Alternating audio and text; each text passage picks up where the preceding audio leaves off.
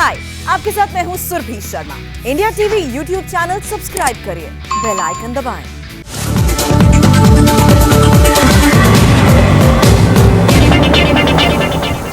नमस्कार, मैं हूं सौरभ शर्मा। प्रधानमंत्री नरेंद्र मोदी ने आज 1 घंटा 8 मिनट तक देश से बात की। उनके आखिर के 8 मिनट को बार बार सुनना चाहिए। मोदी की बात उन नेताओं को भी गौर से सुननी चाहिए जो बार बार ये पूछते थे कि मोदी कहां हैं, मोदी सामने क्यों नहीं आते, मोदी क्या कर रहे हैं। प्रधानमंत्री आज खुलकर बोले और कोरोना वायरस से लड़ने का अपना इरादा जाहिर कर दिया। देश के सामने मुश्किल वक्त है। नरेंद्र मोदी कैसे लड़ेंगे, देश कैसे जीतेगा, ये रिपोर्ट देखिए। भारत हिम्मत हारने वाला देश नहीं है। न भारत हिम्मत हारेगा और न कोई भारतवासी हिम्मत हारेंगे। हम लड़ेंगे और जीतेंगे। महामारी के बहाने मोदी का मनोबल तोड़ने की कोशिश कर रहे लोगों को आज प्रधानमंत्री ने करारा जवाब दिया। नरेंद्र मोदी के सियासी दुश्मन वायरस की आड़ लेकर मोदी पर वार कर रहे थे। प्रधानमंत्री ने एक झटके में सबको चुप करा दिया। नरेंद्र मोदी ने पूरे 24 दिन बाद चुप्पी तोड़ी है। प्रधानमंत्री टीवी पर आए। 1 घंटा 8 मिनट तक मोदी देश के सामने रहे और फिर 8 मिनट में कोरोना के खिलाफ लड़ाई में देश का टारगेट सेट कर दिया। भारत लड़ेगा, भारत जीतेगा। दुश्मन अदृश्य है, दुश्मन दिखाई नहीं देता, दुश्मन बहरूपिया है, लेकिन न देश हिम्मत हारेगा और न देशवासी हिम्मत हारेंगे। साथियों, 100 साल बाद आई इतनी भीषण महामारी कदम कदम पर दुनिया की परीक्षा ले रही है। हमारे सामने एक अदृश्य दुश्मन है और यह दुश्मन बहुरूपिया भी है।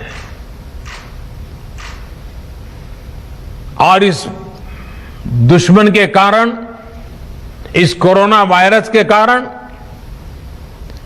हम अपने बहुत से करीबियों को खो चुके हैं। बीते कुछ समय से जो कष्ट देशवासियों ने सहा है, अनेकों लोग जिस दर्द से गुजरे हैं, तकलीफ से गुजरे हैं, वो मैं भी उतना ही महसूस कर रहा हूं। नरेंद्र मोदी ने हर उस मुद्दे पर सरकार का स्टैंड क्लियर किया जिस पर गफलत की चादर फैलाई जा रही है। कोरोना की सेकेंड वेव, वैक्सीन की कमी, ऑक्सीजन की किल्लत, दवाई की कमी, रूरल इंडिया में बीमारी और विदेशी मदद। इनमें से हर मुद्दे पर प्राइम मिनिस्टर को जितना बोलना था, 8 मिनट में मोदी ने सब बोल दिया। हम एक एक करके पॉइंट बाय पॉइंट मोदी की सारी बातें बताएंगे। एक्चुअल ग्राउंड सिचुएशन के साथ प्रधानमंत्री की बातों का टेस्ट भी करेंगे। लेकिन सबसे पहले देश को अपने प्रधानमंत्री से मिला यह कमिटमेंट सुन लेना चाहिए। संकट काल में प्राइम मिनिस्टर का यह कमिटमेंट सारे कोरोना वॉरियर्स को हौसला देने वाला है। देश का प्रधान सेवक होने के नाते आपकी हर भावना का मैं सहभागी हूं। कोरोना की सेकेंड वेव से मुकाबले में संसाधनों से जुड़े जो भी गतिरोध थे, वो तेजी से दूर किए जा रहे हैं। युद्ध स्तर पर काम करने का प्रयास हो रहा है। आपने देखा होगा, सरकार के सभी विभाग, सारे संसाधन, हमारे देश के सुरक्षा बल, हमारे साइंटिस्ट, हर कोई दिन रात कोविड की चुनौती का मुकाबला करने में एकजुट है। मोदी के दुश्मन मोदी की चुप्पी को कमजोरी समझ बैठे थे। कोरोना के नंबर जैसे जैसे बढ़ रहे थे, मोदी पर हमले बढ़ रहे थे। कोरोना की सेकंड वेव ने हिट किया तो सियासी दुश्मनों ने मोदी पर उंगली उठाई। अस्पतालों में ऑक्सीजन की किल्लत हुई तो भी विपक्ष ने मोदी पर निशाना साधा। केंद्र की कोशिशों से विदेशी मदद आने लगी तो भी मोदी पर वार किया गया।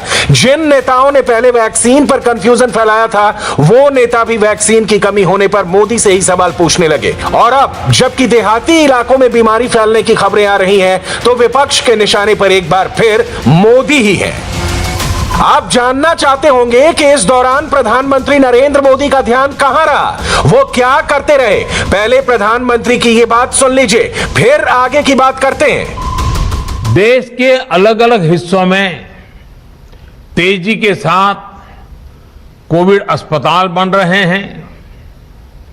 नई टेक्नोलॉजी से ऑक्सीजन प्लांट लगाए जा रहे हैं। हमारी तीनों सेनाएं, वायुसेना, नेवी, आर्मी, सभी पूरी शक्ति से एक काम में जुटे हैं। ऑक्सीजन रेल इसने कोरोना के खिलाफ इस लड़ाई को बहुत बड़ी ताकत दी है। देश के दूर सुदूर हिस्सों में ये स्पेशल ट्रेन्स, ये ऑक्सीजन रेल ऑक्सीजन पहुंचाने में जुटी हैं। ऑक्सीजन टैंकर्स ले जाने वाले ट्रक ड्राइवर्स बिना रुके काम कर रहे हैं। देश के डॉक्टर्स हो, नर्सिंग स्टाफ हो, सफाई कर्मचारी हो, एम्बुलेंस के ड्राइवर्स हो, लैब में काम करने वाले सज्जन हो, सैंपल कलेक्ट करने वाले लोग हो, एक एक जीवन को बचाने के लिए 24 घंटे जुटे हुए हैं। आज देश में जरूरी दवाइयों की आपूर्ति बढ़ाने पर युद्ध स्तर पर काम किया जा रहा है। सरकार और देश के फार्मा सेक्टर ने पिछले कुछ दिनों में जरूरी दवाइयों का उत्पादन कई गुना बढ़ाया है। बाहर से भी दवाइयां मंगवाई जा रही हैं। जर्मनी, नीदरलैंड और पुर्तगाल से कोरोना के इलाज वाली मशीनें और दवाइयां लेकर एक स्पेशल प्लेन सुबह सुबह दिल्ली एयरपोर्ट पहुंचा। इसमें 223 वेंटिलेटर और रेमडेसिविर के 60,500 इंजेक्शन है। 25,000 इंजेक्शन जर्मनी ने, 30,000 नीदरलैंड ने और 5500 इंजेक्शन पुर्तगाल ने भेजे हैं। कुछ ही मिनटों में सारा मटेरियल प्लेन से अनलोड करके अलग अलग राज्यों के डेजिग्नेटेड अस्पताल रवाना कर दिया जाएगा। इसी तरह का एक स्पेशल प्लेन साउथ कोरिया की राजधानी सियोल से दिल्ली पहुंचा। इसमें साउथ कोरिया के लोगों की तरफ से वहां की सरकार ने भारत के लोगों के लिए 10,000 रैपिड टेस्टिंग किट भेजी है। कजाकिस्तान ने भारत के लिए 56 लाख मास्क और रेस्पिरेटर भेजे, जिसे रिसीव करने के लिए विदेश मंत्रालय ने अपना अधिकारी एयरपोर्ट भेजा। मिडिल ईस्ट में भारत के एक और दोस्त यूएई ने फेविपिरावीर की 5 लाख टैबलेट की मदद भेजी है। गुजरात के हापा से मेडिकल ऑक्सीजन के टैंकर लेकर ऑक्सीजन एक्सप्रेस दिल्ली पहुंची। झारखंड के टाटानगर से ऐसी ऑक्सीजन एक्सप्रेस 20-20 मीट्रिक टन के 6 कंटेनर में 120 मीट्रिक टन मेडिकल ऑक्सीजन लेकर दिल्ली पहुंची। कोरोना की दूसरी लहर को डाउन करने के लिए भारत की लड़ाई जारी है। एक्सपर्ट्स मानते हैं कि दूसरी लहर डाउन होना स्टार्ट हो चुकी है। मुंबई और दिल्ली में कोरोना का डाउन ट्रेंड साफ साफ दिख रहा है। दिल्ली के अस्पतालों में 15 दिन पहले जैसी किल्लत नहीं रही। सीएम अरविंद केजरीवाल भी मानते हैं कि दूसरी लहर अब काबू में आ रही है। लेकिन ये ढिलाई का नहीं, कड़ाई का वक्त है। नरेंद्र मोदी उसी कड़ाई के साथ ये लड़ाई जारी रखना चाहते हैं, क्योंकि इस लड़ाई में हारने का ऑप्शन नहीं है। इस लड़ाई में इंडिया को किसी भी कीमत पर जीतना ही है। वैक्सीन इस लड़ाई का अहम हथियार है। वैक्सीन की किल्लत वाली खबरें आपने बहुत देखी होंगी, लेकिन सबसे ताजा और पॉजिटिव न्यूज ये है कि प्राइम मिनिस्टर ने राज्यों के लिए वैक्सीन के 1,91,99,000 dose free of cost release करने का ऑर्डर जारी कर दिया है। वैक्सीन के ये डोज 16 मई से 31 मई के बीच राज्यों को मिलेंगे। इनमें कोविशील्ड के 1,62,50,00 डोज होंगे। केंद्र सरकार राज्यों को कोवैक्सीन के 29,49,000 डोज भी दे रही है। बड़े शहरों में सुविधाएं हैं, बड़े अस्पताल हैं, वहां रिसोर्सेज को डिप्लॉय करना आसान है, ऑक्सीजन और दवाइयां देना आसान है। असली चैलेंज गांवों में है। यूपी, बिहार, राजस्थान और मध्य प्रदेश के कुछ गांवों से हाल में जैसी तस्वीरें आई हैं, वो हिलाने वाली हैं। इस चैलेंज का एहसास प्रधानमंत्री को भी है, इसलिए किसान भाइयों और गांव में रहने वाले लोगों के लिए प्रधानमंत्री ने एक स्पेशल मैसेज दिया है। मैं देश के सभी किसानों को, गांव में रहने वाली सभी भाई बहनों को कोरोना से फिर सतर्क करना चाहता हूं। ये संक्रमण अभी गांव में भी तेजी से पहुंच रहा है। देश की हर सरकार इससे निपटने के लिए हर संभव प्रयास कर रही है।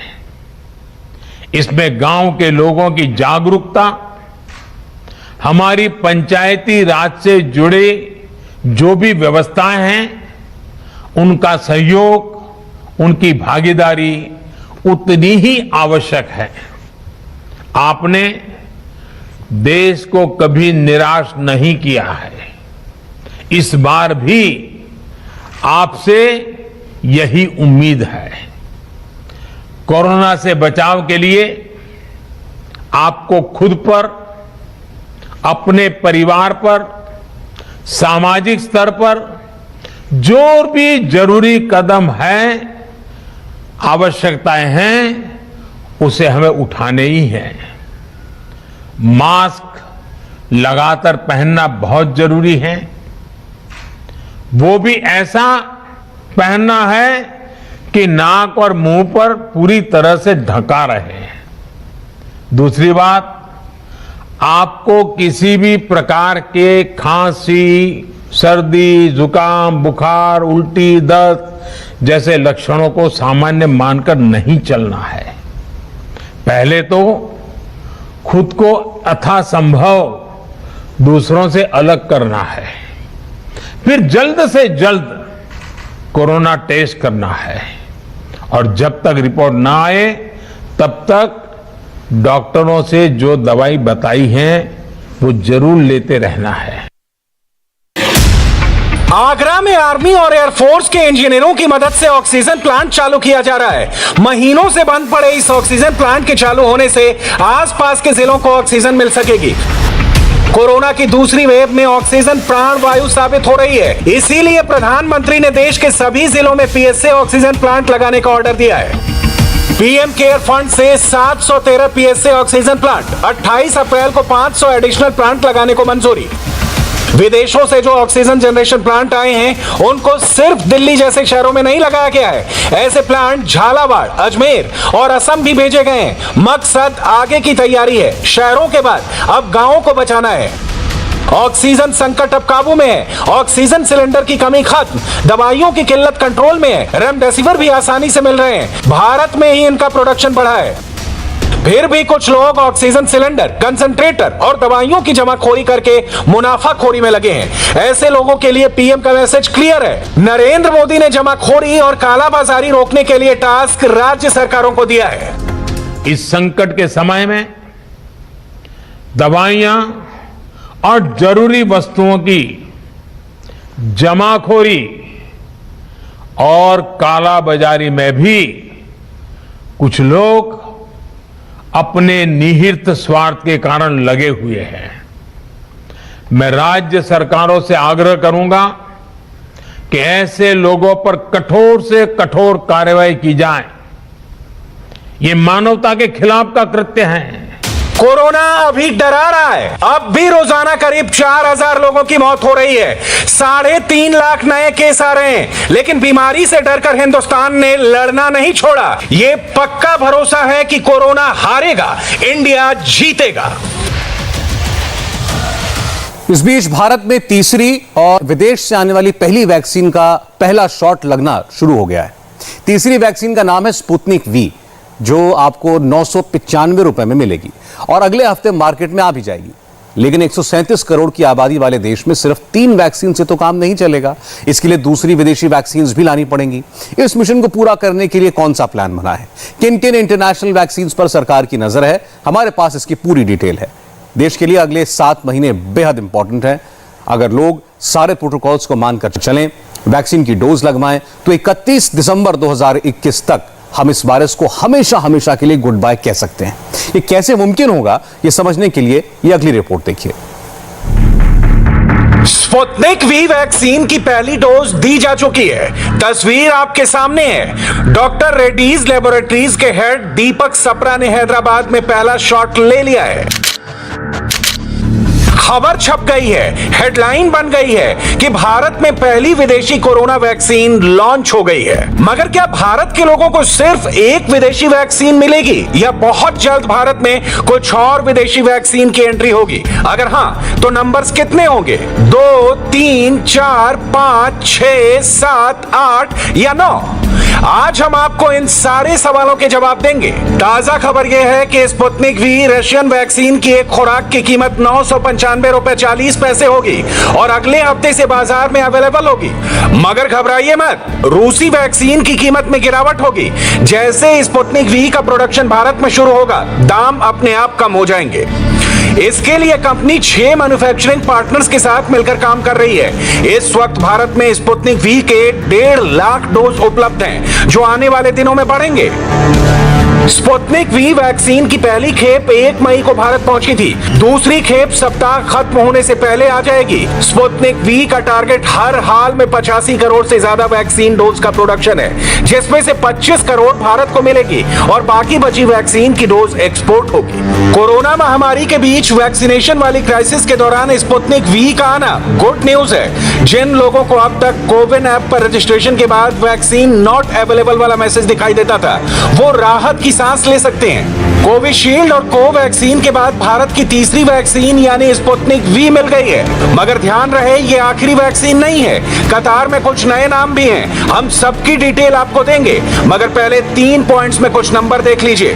दिसंबर 2021 से मार्च 2022 तक की क्लैरिटी मिल जाएगी। दिसंबर 2021 तक भारत के पास 216 करोड़ वैक्सीन होगी।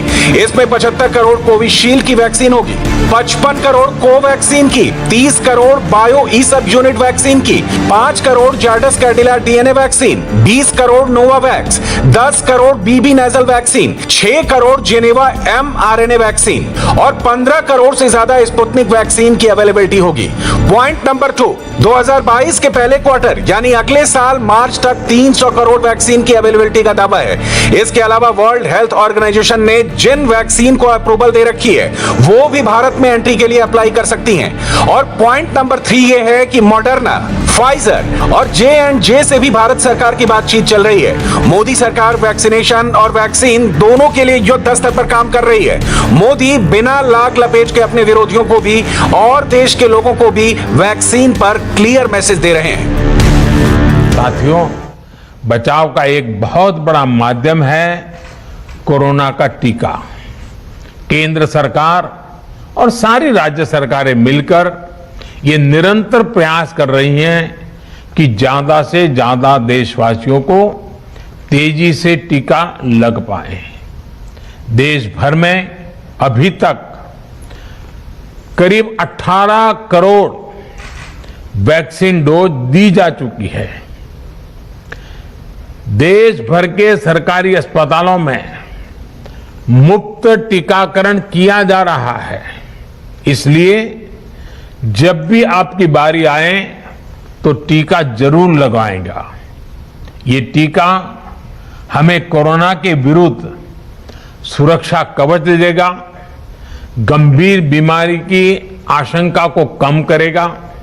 हां, टीका लगाने के बाद भी मास्क और 2 गज की दूरी के मंत्र को अभी हमें छोड़ना नहीं है।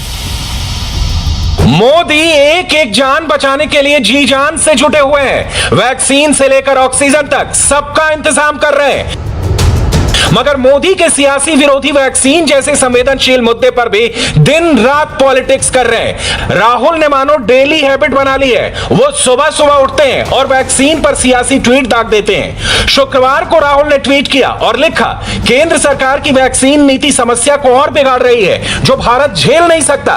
वैक्सीन की खरीद केंद्र को करनी चाहिए और वितरण की जिम्मेदारी राज्यों को दी जानी चाहिए। मगर यहां राहुल ने अपने पिछले बयान से साफ यू टर्न ले लिया। वैक्सीन की प्रोक्योरमेंट और डिस्ट्रीब्यूशन के मुद्दे पर पिछले महीने राहुल की राय थी कि वैक्सीन की खरीद और वितरण दोनों में राज्य सरकारों की बड़ी भूमिका होनी चाहिए। मगर अब राहुल चाहते हैं कि केंद्र सरकार वैक्सीन खरीदे और डिस्ट्रीब्यूशन का काम राज्यों को सौंप दे। सच्चाई यह है कि वैक्सीन को लेकर मोदी विरोधी एक दूसरा नैरेटिव सेट कर रहे हैं, लोगों के दिमाग में कंफ्यूजन फैलाने की कोशिश कर रहे हैं। कोई कह रहा है कोवैक्सीन खत्म हो गई, कोई कह रहा है कोविशील्ड की डोज ही अवेलेबल नहीं है, तो वैक्सीन कहां से दें? तो कोई प्रधानमंत्री पर इसलिए सियासी अटैक कर रहा है क्योंकि मोदी ने जरूरी दवाओं की कालाबाजारी करने वालों के खिलाफ कड़ी कार्रवाई करने के लिए राज्यों को निर्देश दे दिया है।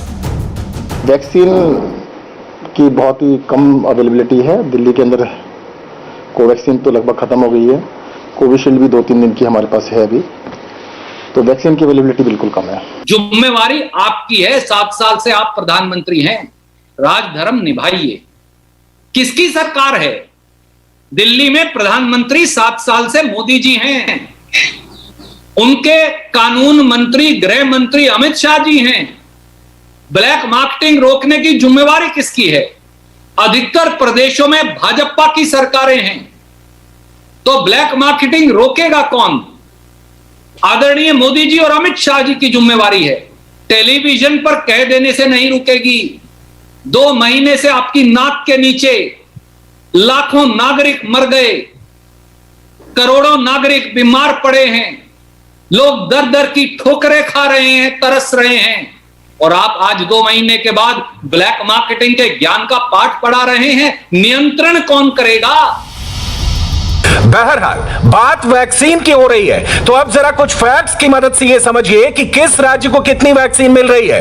1 मई 2021 से एक नई वैक्सीनेशन स्ट्रेटेजी अपनाई गई है, जिसके तहत 50% अवेलेबल डोजेज राज्यों और केंद्र शासित प्रदेशों को केंद्र सरकार मुफ्त में दे रही है, जबकि बाकी बची 50% वैक्सीन राज्य, केंद्र शासित प्रदेश और प्राइवेट हॉस्पिटल सीधे वैक्सीन मैन्युफैक्चरर से खरीद सकते हैं। 16 से 31 मई के पीरियड के लिए कोविशील्ड और कोवैक्सीन की 191 लाख से ज्यादा डोजेज राज्यों और केंद्र शासित प्रदेशों को फ्री में दी जाएंगी। इसमें 162 लाख से ज्यादा डोज कोविशील्ड की है और 29 लाख से ज्यादा डोज कोवैक्सीन की है। आपको बता दें कि 1 मई से 15 मई के पीरियड के लिए केंद्र सरकार ने राज्यों को 1 करोड़ 70 लाख से ज्यादा डोज मुफ्त में दिए थे, जबकि मई महीने में राज्य सरकारें और प्राइवेट हॉस्पिटल 4 करोड़ 39 लाख से ज्यादा डोज सीधे मैन्युफैक्चरर से खरीद सकते हैं। मोदी विरोधियों को वैक्सीन वाली पॉलिटिक्स से फुर्सत नहीं मिली, तो उन्होंने वैक्सीन की 2 डोज के बीच 12 से 16 हफ्ते के अंतर पर भी सियासत शुरू कर दी। मगर क्या दुनिया में भी ऐसी कोई सियासत हुई है? जवाब है नहीं।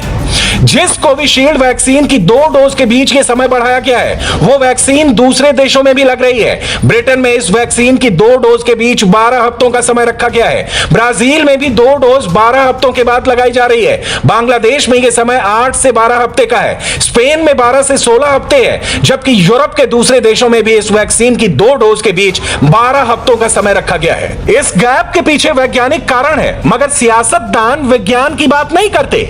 एक फैक्ट यह भी है कि शुक्रवार सुबह 7 बजे तक सिर्फ 118 दिनों के भीतर देश में करीब 18 करोड़ लोगों को वैक्सीनेट किया जा चुका है। पूरी दुनिया में सबसे तेजी से 114 दिनों में 17 करोड़ का टारगेट करने वाला देश भारत है। 17 करोड़ को वैक्सीनेट करने के लिए अमेरिका ने 115 दिन लिए, चीन ने 119 दिन लिए। अमेरिका के डॉक्टर एंथनी फाउची को सुन लीजिए, सब क्लियर हो जाएगा। I would not refer to it as a cover-up. When you don't have enough vaccines, what you've got मैं इसे कोई कवर अप नहीं कहूंगा, क्योंकि जब आपके पास उतनी मात्रा में वैक्सीन उपलब्ध नहीं है, तो आपको सबसे पहले ये करना चाहिए कि ज्यादा से ज्यादा संख्या में लोगों को वैक्सीनेट करना चाहिए। और अगर वैक्सीन की कमी है तो 2 डोज के बीच के अंतराल को बढ़ाना सही होगा, ताकि बड़ी संख्या में लोगों को कम से कम पहली डोज मिल सके। आपने भले ही इसमें देरी की हो, लेकिन इसमें वैक्सीन की क्षमता पर कोई असर नहीं पड़ेगा। भारत की स्थिति हमें पता है, आप मुश्किल हालात में हैं, मगर आपको अलग अलग तरीकों से और और तेजी से ज्यादा लोगों को वैक्सीनेट करना ही होगा। इसीलिए मुझे लगता है कि ये अप्रोच सही है और मैं इसे कवर अप बिल्कुल नहीं कहूंगा। Figure out ways to get as many vaccines into people as quickly as you can. So that, I believe, is a reasonable approach to do. I wouldn't call that a cover-up at all. Bharat की vaccine वाली समस्या जल्द सुलझ सकती है। पहली विदेशी vaccine का डेब्यू हो चुका है। अगले कुछ महीनों में डॉक्टर रेड्डीज लैबोरेटरीज लिमिटेड को स्पुतनिक वी के 3 करोड़ 60 लाख डोज मिल सकते हैं। मगर रूस से एक और बड़ी खबर सामने आई है और वो ये कि जल्द ही सिंगल डोज में कोरोना वायरस का काम तमाम करने वाली स्पुतनिक वी लाइट भी भारत आ सकती है। रशियन डायरेक्ट इन्वेस्टमेंट फंड के सीईओ को बहुत ध्यान से सुनिएगा। Today is a historical day for both India and Russia. Now, this is the first time. आज भारत और रूस दोनों के लिए एक ऐतिहासिक दिन है। भारत में पहली बार स्पुतनिक वी वैक्सीन लगाई जाने लगी है, जो भारत में इस्तेमाल की जा रही पहली विदेशी वैक्सीन है। सच कहूं तो Sputnik V Russian Indian vaccine है। इस वैक्सीन के प्रोडक्शन का एक बड़ा हिस्सा भारत में होगा। हम उम्मीद कर रहे हैं कि इस साल हम 85 करोड़ से ज्यादा डोज प्रोड्यूस करें। रूस कोरोना के खिलाफ इस लड़ाई में भारत के साथ खड़ा है। हम बड़ी संख्या में स्पुतनिक वी को रूस से भारत भेज रहे हैं। हम भारत में प्रोडक्शन भी बढ़ा रहे हैं और हमें उम्मीद है कि जल्द ही स्पुतनिक वी लाइट को भी हम भारत में लेकर आएंगे और हमें कोई शक नहीं है कि हम एक साथ मिलकर कोरोना को जरूर हराएंगे। Working very hard, working together, we will defeat COVID. बात सिर्फ स्पुतनिक वी या स्पुतनिक वी लाइट तक सीमित नहीं है। इंडिया की नजर दुनिया की अलग अलग वैक्सीन पर टिकी है। इस वक्त दुनिया में 9 वैक्सीन ऐसी हैं जिन्हें मंजूरी का इंतजार है। इनके नाम है नोवावैक्स की NVX-CoV 2373, जिसके तीसरे चरण के ट्रायल में मजबूत एंटीबॉडी मिली है। दूसरी वैक्सीन है मेडिकागो की VIR-7831। इसके 3rd फेज का ट्रायल पूरा हो चुका है। इसकी एक खुराक लेने के 10 दिन बाद शरीर में एंटीबॉडी बनने लगी। तीसरी वैक्सीन है CIGB की अब्डाला CIGB 66। इसके 3rd फेज का ट्रायल चल रहा है, जुलाई तक पूरा होगा। चौथी वैक्सीन है क्योरवैक की CVNCo। अगले हफ्ते इसके 3rd फेज का डेटा आ सकता है। 5वीं वैक्सीन है HDT बायो। इसके 3rd फेज के ट्रायल का ऐलान हो चुका है। छठी वैक्सीन है INO 4800। इसका भी 3rd फेज का डेटा आने वाला है। 7वीं वैक्सीन है HD5। फिलहाल इसके 1st फेज का ट्रायल चल रहा है। 8वीं वैक्सीन है UB612। ये अभी 2nd और 3rd फेज के ट्रायल में है। और 9वीं वैक्सीन है GradCo-2। ये भी अभी ट्रायल फेज में है। यानी आने वाले कुछ महीनों में भारत के पास ऑप्शन की कोई कमी नहीं रहेगी। कोविशील्ड और कोवैक्सीन के बाद स्पुतनिक वी की डोज लगनी शुरू हो गई है। दूसरे वैक्सीन मैन्युफैक्चरर से भी बात चल रही है और नई वैक्सीन के कामयाब ट्रायल से भी शुभ संकेत मिल रहे हैं। इंतजार फाइनल रिजल्ट का है। मुंबई में वैक्सीन के पर्याप्त स्टॉक के बावजूद वैक्सीनेशन प्रोग्राम क्यों रोक दिया गया, बताएंगे आपको एक छोटे से ब्रेक के बाद।